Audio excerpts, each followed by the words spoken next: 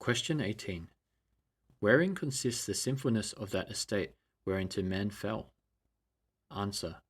The sinfulness of that estate whereinto man fell consists in the guilt of Adam's first sin, the want of original righteousness, and the corruption of his whole nature, which is commonly called original sin, together with all actual transgressions which proceed from it.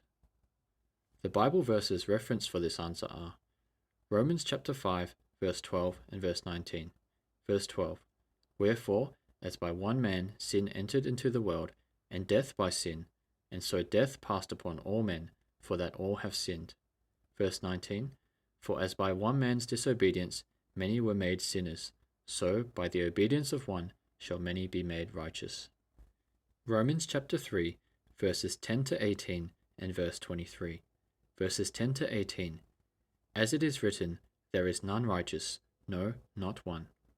There is none that understandeth, there is none that seeketh after God.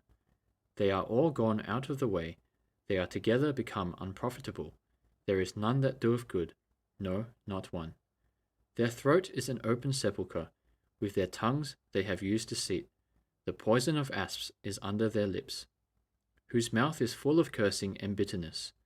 Their feet are swift to shed blood. Destruction and misery are in their ways, and the way of peace have they not known. There is no fear of God before their eyes. Verse 23. For all have sinned, and come short of the glory of God. Ephesians chapter 4, verse 24. And that ye put on the new man, which after God is created in righteousness and true holiness. Psalm 51, verse 5. Behold, I was shapen in iniquity, and in sin did my mother conceive me. John chapter 3, verse 6.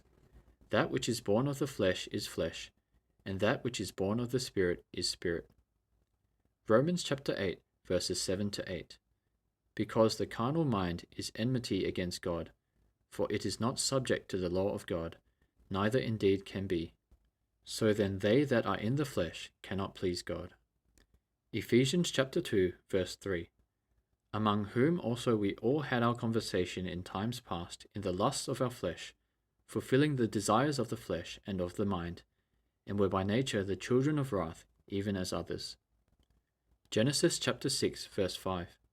And God saw that the wickedness of man was great in the earth, and that every imagination of the thoughts of his heart was only evil continually. Psalm 53, verses 1 to 3. The fool hath said in his heart, there is no God. Corrupt are they, and have done abominable iniquity. There is none that doeth good. God looked down from heaven upon the children of men, to see if there were any that did understand, that did seek God. Every one of them is gone back. They are altogether become filthy.